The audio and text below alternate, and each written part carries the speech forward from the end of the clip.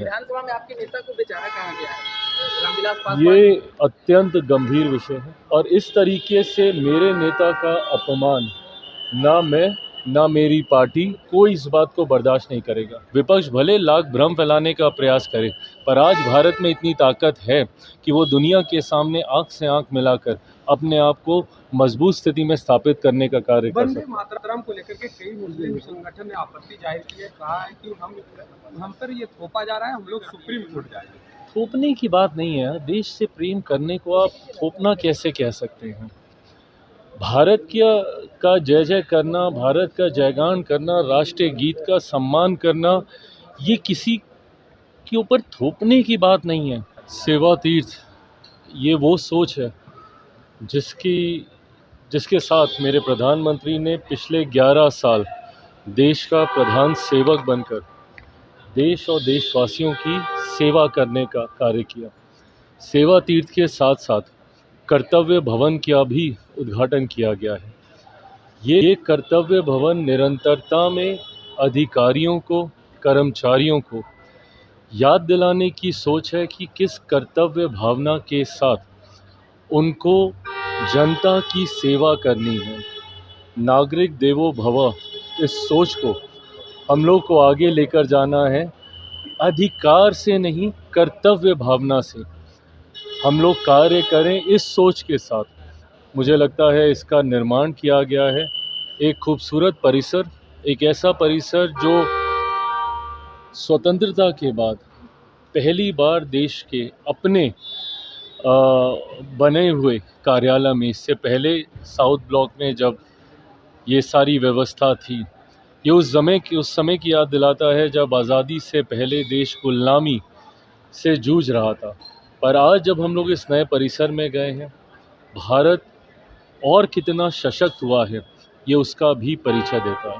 प्रधानमंत्री नरेंद्र मोदी गुवाहाटी दौरे पर थे, उन्होंने अपने भाषण में कहा कि आज का भारत दुश्मनों के घर में घुसरवा है। ये बिल्कुल सही बात है और आज के भारत में वो ताकत है, वो क्षमता है। देखिए, विपक्ष लाख बातें कहे, अलग अलग तरीके के भ्रम फैलाने का कार्य करे, पर हकीकत है आज की तारीख में देश दुनिया में जिस तरीके से भारतीयों का मान सम्मान बढ़ा है, आज इतनी विपरीत परिस्थितियां होने के बावजूद बजट पे आप सवाल तो उठा देते हैं, तुरंत आप बोल देते हैं कि भैया हमारी डेड इकोनॉमी है, पर इतनी विपरीत परिस्थितियां होने के बावजूद आज भारत सबसे तेज़ी से बढ़ती हुई अर्थव्यवस्था है।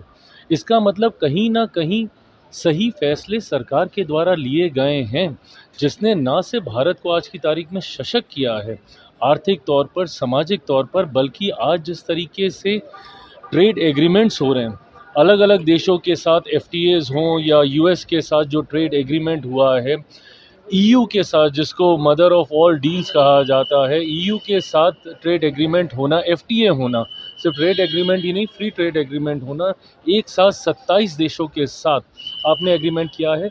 तो आज विश्व अपने बाज़ारों को खोल रहा है भारतीय पदार्थों के लिए, और ये अपने में किसी भी देश के लिए उसकी अर्थव्यवस्था को मजबूती देने के लिए उस देश का एक्सपोर्ट का मजबूत होना ज़रूरी है, उसमें इजाफा होना ज़रूरी है।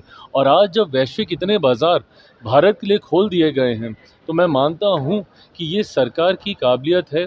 विपक्ष भले लाख भ्रम फैलाने का प्रयास करे, पर आज भारत में इतनी ताकत है कि वो दुनिया के सामने आंख से आंख मिलाकर अपने आप को मजबूत स्थिति में स्थापित करने का कार्य कर सकते हैं। वंदे मातरम को लेकर के कई मुस्लिम संगठन ने आपत्ति जाहिर की है, कहा है कि हम पर ये थोपा जा रहा है, हम लोग सुप्रीम कोर्ट जाएंगे।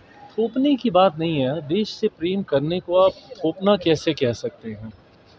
भारत का जय जय करना, भारत का जयगान करना, राष्ट्रीय गीत का सम्मान करना, ये किसी के ऊपर थोपने की बात नहीं है।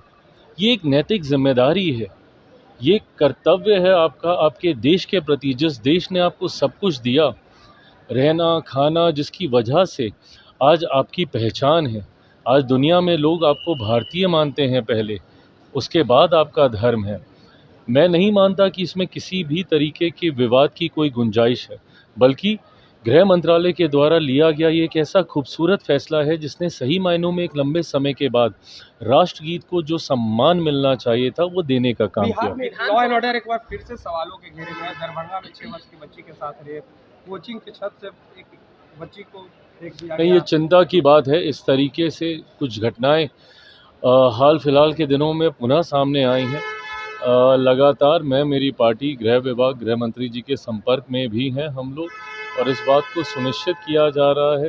पहली बात तो घटना घटनी नहीं चाहिए, पर अगर ऐसा हुआ जो कि दुखद है, पर दोषियों पर जल्द से जल्द और कड़ी से कड़ी कार्रवाई हो ताकि परिवार को न्याय मिले, इसके लिए हम सब प्रतिबद्ध हैं। विधानसभा में आपके नेता को बेचारा कहा गया है, रामविलास पासवान। ये एक बहुत अत्यंत गंभीर विषय है, और इस तरीके से मेरे नेता का अपमान ना मैं, ना मेरी पार्टी, ना हमारा समाज, ना ये प्रदेश, ना ये देश और उनके करोड़ों शुभचिंतक, उनको जानने वाले, आज भी उनके विचारों पर चलने वाले, कोई इस बात को बर्दाश्त नहीं करेगा। जिस व्यक्ति ने ये कहा, वो भूल गए कि उनको वहाँ तक पहुँचाने वाले वही थे। ये आपका परिचय देता है कि आपकी सोच कितनी छोटी है। ऐसे में इस बात को और इस बात की गंभीरता को पार्टी और हमारी राज्य इकाई ने बहुत गंभीरता से लेने का कार्य किया है। राज्य इकाई के द्वारा आने वाले दिनों में इसके विरोध को लेकर भी रणनीति तय की गई है। कोई मेरे नेता के बारे में इतने हल्के से बोल के निकल जाए और वो सोचे कि इस पे प्रतिक्रिया नहीं आएगी, तो वो गलतफहमी में है। आने वाले दिनों में इसके लिए उनको माफ़ी मांगनी होगी।